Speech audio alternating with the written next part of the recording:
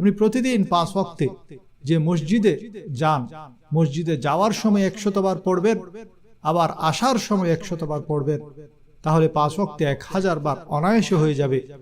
যারা অফিসে আদালতে যান, যাত্রাপথে গাড়িতে বসে বসে পাশের ব্যক্তির সাথে কথা না বলে যদি সাল্লাল্লাহু আলাইহি ওয়াসাল্লাম এই দরুদ শরীফটি পড়েন, 20 মিনিটে 1000 বার হয়ে যাবে ইনশাআল্লাহ।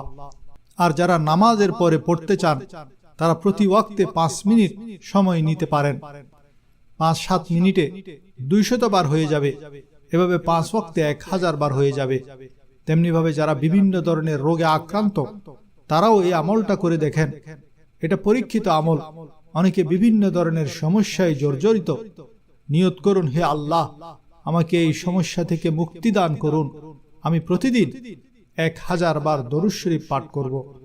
আমলটা করে দেখেন। যদি না হয় তারপর আমাকে বলবেন।